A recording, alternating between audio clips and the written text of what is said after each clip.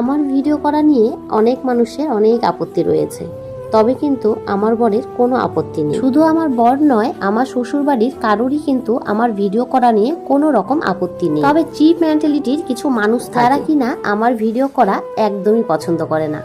যদিও আমি এই সমস্ত কথা সোশ্যাল মিডিয়ায় এসে বলতাম না, তবে আজকে বলতে বাধ্য হচ্ছি। গতকাল কিন্তু আমি রাতের বেলা একটা পোস্ট করেছিলাম যে যাদের আমার ভিডিও পছন্দ হবে না তারা আমাকে ব্লক করে দিতে পারো।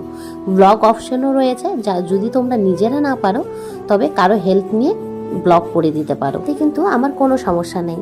হে এভরিওয়ান, আমি পিঙ্কি। কেমন আছো তোমরা? আশা করছি সকলেই ভালো আছো, আর তোমাদের ভালোবাসায় আমিও ভালো রয়েছি।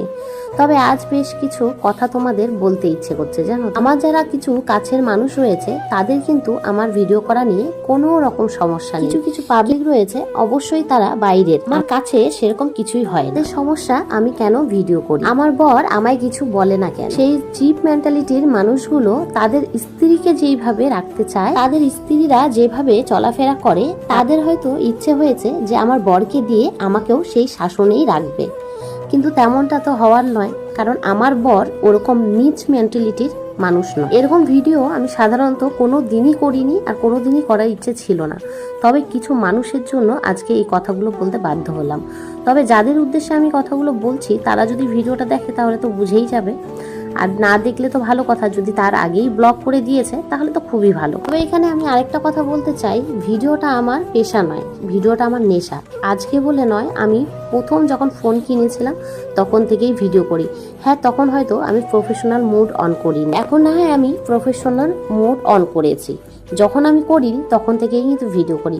এমন অনেকেই রয়েছে যারা আমাকে ভালো সাজেশনও দিয়েছিল যে তুমি ব্লগ করতে পারো, তুমি ইউটিউবে কেন ব্লগ করছো না।